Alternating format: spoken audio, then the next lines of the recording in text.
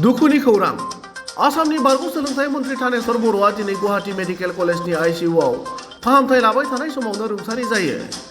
बिथाङा रुंसारि जानाय समाव 85 बोसोर जाबायमोन। बिथाङा दिनै फुंनि 7 रिंगासो समाव रुंसारि जालाङो। एजिपि सरकारनि समाव बिथाङा खाजोना बिफान आरो सोलोंथाइ बिफाननि मन्थ्रि जादोंमोन। मोनसे समाव मन्थ्रि जादोंमोनब्लाबो बिथाङा नाथाय थांनानै थानाय समसिम जोबोद सरासनस्रा जिउ खुंदोंमोन। बिथांनि रुंसारि जानायाव गासै बर' माहारिजों लोगोसे आसामनि गिदिर खहा जाबाय। बिथांनि गोथै सह'खौ हादरसायारि मान होनानै जोबथा बिदाय होनाय जागोन।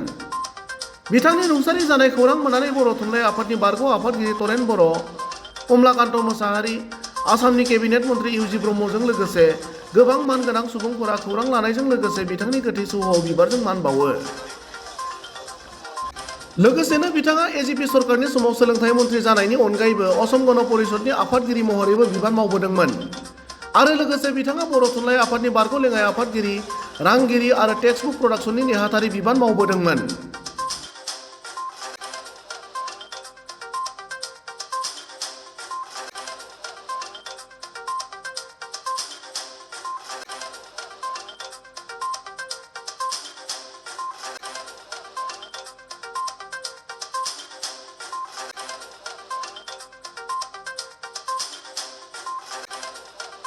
দেউতা মাৰ ফালৰ পৰা মই তাই ছোৱালী মা 2006 ঢুকাইছে তাৰপিছত দেউতা এতিয়া আছে ৰোগীলৈ লৈ যোৱা হয় হয় হয় ডায়েবেটিছ আছে, হৃদৰোগ আছে, কিডনিৰ প্ৰব্লেমছ আছে, ভালে কি 7-8টামান বেমাৰ আছে। ইয়াত কেতিয়ালৈ অনা হৈছে? এইটো আজি 5 দিন মান 5-6 দিন মান হ'ল নেকি? 5 দিন হৈছে ন? প্ৰাক্তন মন্ত্ৰী হৈও অতি সহজ সৰল নাই তেখেতে সেনেকৈ থাকি ভাল পাইছিলে, চিম্পল থাকিয়ে ভাল পাইছিলে। যাই যেনেকৈ থাকিব হৈছে তেনেকৈ থাকিব।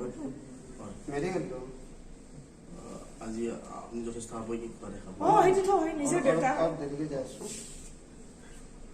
নিজৰ দেউতা। Thank you.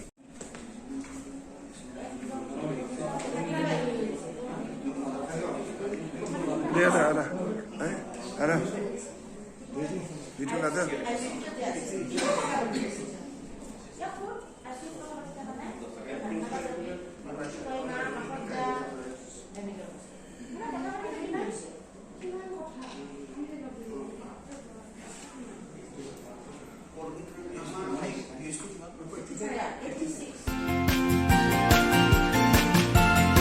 हायर सेकेन्डारि उथ्रिनाय फरायसाफोरनि थाखाय गोजोनथाव खौरां। BSAT सेमिस्टारनि थाखाय गबिन्द बसुमतारी कलेजाव मुं थिसननाया सोलिगासिनो। गिबि मुं थिसननाय 100 फरायसाफोरनि थाखाय स्पेशल अफार आरो गुबुन गुबुन रोखोमनि बेसेन नाङै क्लासनि खाबु होनानै मुं थिसननायनि हाबाफारिया गबिन्द बसुमतारी कलेजाव सोलिगासिनो। फरायसाफ्रा गावनि गोसो बायदि साबजेक्टफोरखौ सायख'नानै लानो हागोन। लोगोसे basic computer class, self defence, spoken English class बायदि खाबुफोरखौ फरायसाफ्रा बेसेन नाङाजासे लानो हागोन। बे कलेजाव गासैबो फरायसाफोरनि थाखाय फ्रि बासनि सार्भिसनि राहा आरो बिजाब बाख्रिनिबो राहा दं। आरो बे खेबनिफ्राय भिउ सेन्टार अदेबानि एग्जाम सेन्टार महरै फरायसाफ्रा गबिन्द बसुमतारी कलेजावनो आनजाद होनो हागोन। गबिन्द बसुमतारी कलेजाव एसेल' बेसेनावनो मुं थिसननानै कलेजनि राहानि खाबुफोरखौ लानो हागोन। रोखायै मिथिनो थाखाय फारियै होनाय जानबुं नाम्बाराव कन्टेक्ट खालामनो हागोन।